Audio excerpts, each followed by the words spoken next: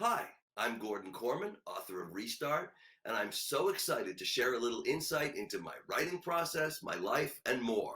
Let's get started. So, I got started writing almost by accident. In my middle school, the track and field coach had to teach English, and he had never taught English in his life. So, when it came to creative writing, he just sort of blanked and he said, work on whatever you want for the rest of the year. It was February. So from February to June, we had a class period every single day to write one thing. So I started working on it in class like everybody else did. And my story just kind of took off. We had close to 5 months. I wrote my first book. So I've been doing this for more than 40 years, like more than three quarters of my life. And it's kind of amazing to me that after 95 books, these ideas still seem incredibly fresh to me.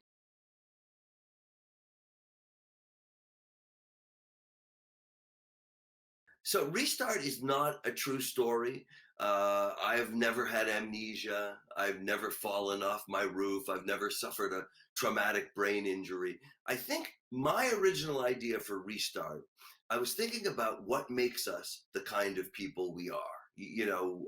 Is your personality kind of hardwired into you? You're stuck with it. You can't change it no matter what.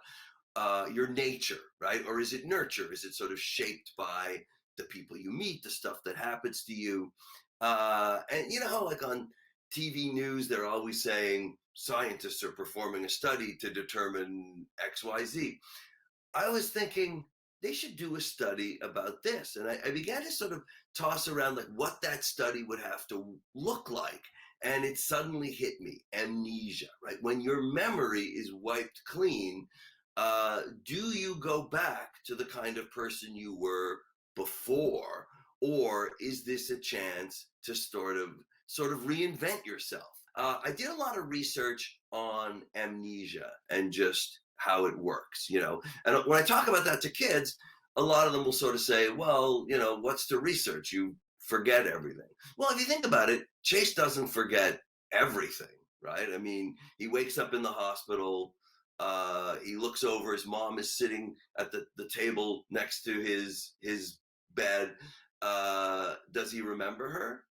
No. But when he says, "Who are you, lady?" that proves he remembers how to speak. He remembers the language. When he needs to use the bathroom, he remembers, okay, you get up, you put one foot in front of the other. That's how you get there. So those are the little things about amnesia that I had to sort of get exactly right in order to make Restart a believable kind of story. I always try to kind of keep myself a little bit outside that comfort zone so that there's something unique about every story and it isn't just same old, same old.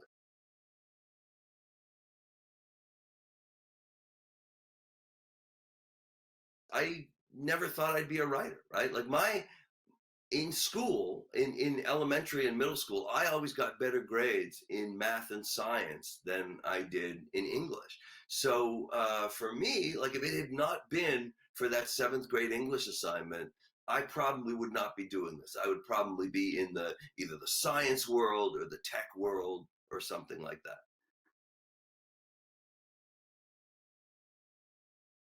It's something that I've been really playing around with a lot in my books lately, telling the story from different perspectives. A different narrator does every chapter. And I think it's just an awesome way, particularly in a super school based story.